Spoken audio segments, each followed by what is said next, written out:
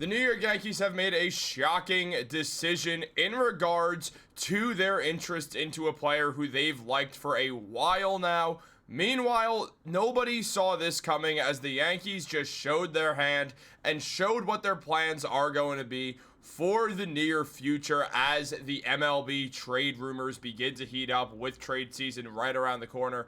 While we have a bunch of other news as well that pertains to the Yankees today, tomorrow, and throughout the next couple weeks as well. So a lot to talk about, guys. What's up? Welcome back to Yankees Digest. It's Chris here, and we're going to jump right into things as always. Guys, if you're part of that 78% that's not subscribed to Yankees Digest, make sure to subscribe for all your New York Yankees needs. We got videos every day regarding the Yankees, all the news, rumors, injury updates, all that good stuff. We will have a video for you every single day.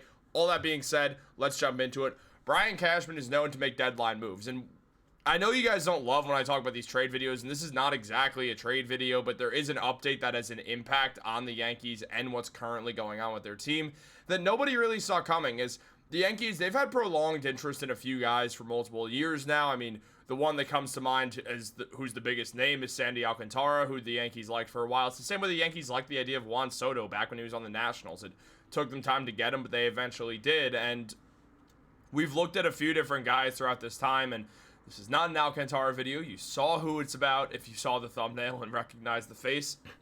It's about a guy who the Yankees have liked with a position that they desperately could use an upgrade at in Ryan McMahon from the Colorado Rockies. McMahon has been surrounded in trade rumors for years and years and years at this point, with the Rockies going nowhere fast and now on pace to have one of the worst seasons, if not the worst season in MLB history. Colorado is not doing their team or their fans any justice. They have an awesome ballpark and have a great fan base and are just kicking them in the face by doing nothing with this roster whatsoever and just putting out losing teams and more losing teams that have very little to root for entirely. And this season the Rockies are terrible, and with Ryan McMahon only having so many more years left on his contract and definitely going to be running for the hills for somewhere where he could try to contend once he's in his 30s, the Rockies are closing in on a situation where they should move him for some sort of prospect value or something along those lines. And we have an update on that exact situation. Now, look, it was mentioned by Bob Nightingale that several teams, including the Chicago Cubs and Los Angeles Dodgers, are closely monitoring Colorado Rockies infielder Ryan McMahon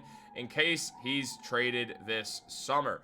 Now, on top of that, it was mentioned by Bobby Malone that the Yankees look like they're going to be passing on Ryan McMahon. So despite the fact that the Yankees have had prolonged interest in Ryan McMahon, out of nowhere now, seems like Brian Cashman has very little interest in him. Now, there's a few reasons for this. One of them, simply, McMahon's not having the world's greatest season by any means. He's batting at 206 right now in 155 at-bats. He has 32 hits, 6 home runs, has 11 RBIs, has a slugging percentage of 374. The OPS is a 708, and the OPS plus is a 92. So the batting is below average, and the fact that he's a left-handed batter is a huge part of this. Now, McMahon, similarly to DJ LeMahieu, who also played in the Rockets for a multitude of years, can really play anywhere in the infield that's not shortstop. He could play third, mainly as a third baseman, the way that DJ is mainly a second baseman.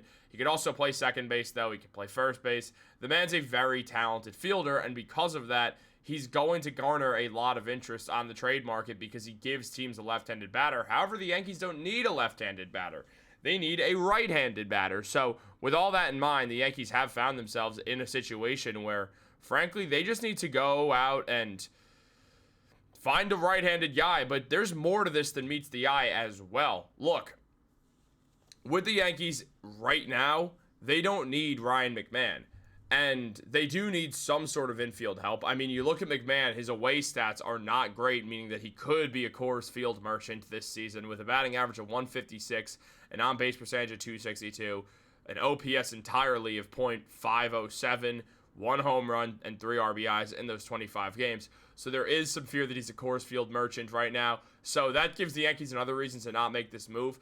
But also, we know how the Yankees operate. We know they don't want to spend more money, and Ryan McMahon has more money on his contract than what the Yankees would ideally like. He's making $16 million per year, and this goes into the 2027 season, where in 2028, he becomes an unrestricted free agent and can go out and sign with any team. There's no protection over him or anything, so this could get really interesting. And the Yankees, they don't want to add anyone more to their payroll, and right now they do have contracts that they are kind of stuck with. One of them being DJ LeMahieu's, and with the way that DJ LeMahieu recently played in his first series, having 12 at-bats, 4 hits, which is a 333 average, of course, 1 home run, which he got pretty early on, having a 968 OPS, a 172 OPS plus. The Yankees are going to keep riding this LeMahieu train as long as they can. Obviously, it's 12 at-bats. It's one series. It's literally nothing to feel guaranteed or safe about. But with the Yankees, we know how this team operates. We know that they like DJ LeMahieu. We've seen Aaron Boone say that he's not going to bet against a healthy DJ LeMahieu. The thing about DJ LeMahieu is he's never actually healthy. LeMahieu's found himself in this situation before where he's looked like a solid player, but then has gone down with an injury. I mean, he was injured almost all of last season, only appearing in 67 games where his batting average was a 204. His OPS was in the 5s. He did not have a good season whatsoever, and there felt like there was going to be no hope going into this season. Now, one series in is not going to change all that. In fact, it really won't change anything for most people, myself included. I don't now all of a sudden believe in DJ LeMahieu, but it would be nice if he can give the Yankees some consistency at third base, which is where he'll likely be moving. Look, Oswaldo Cabrera is going to be done for the season, and right now LeMahieu's playing second base because Jazz Chisholm is out with an injury to his oblique, something that's going to keep him out for another 3 to 5 weeks probably. So where we stand right now, they're going to use LeMahieu at second and use just a committee role at third base for right now. Now, there's obviously the talk of moving Ben Rice to third base and seeing if he can handle it. He's a righty when he throws the ball, so that's important. He also has the arm of a catcher, so he should be able to get that down with no problem. It's just a matter of if he can field the ball properly, which the Yankees could look to try, but you also fear messing up a good thing that you have going with Ben Rice right now. So that becomes a question that you're going to have to answer. Obviously, Jazz can play anywhere really on the field in general, whether it's second, shortstop, third, outfield. He can do whatever. We know that Jazz can really just hang wherever he needs to go. He's Jazz Chisholm. It's one of the great things about him.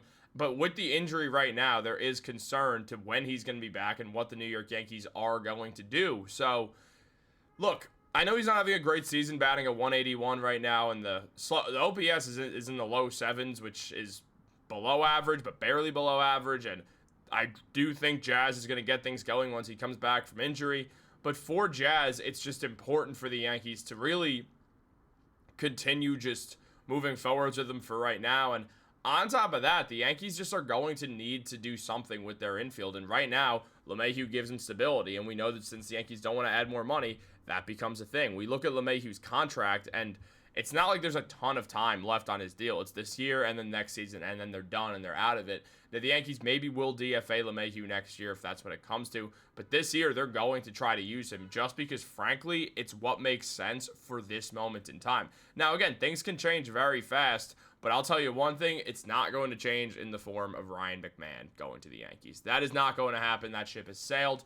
Maybe it'll be revisited when he's a free agent. That's not the most surprising thing, but for right now, we're not going to see Ryan McMahon go to New York, even though it felt like there was a time that it really felt like it made a ton of sense. It no longer does. The Yankees have a bunch of good lefties. They need a right-handed hitter at third base. And is that going to be LeMahieu for a stretch? Yeah.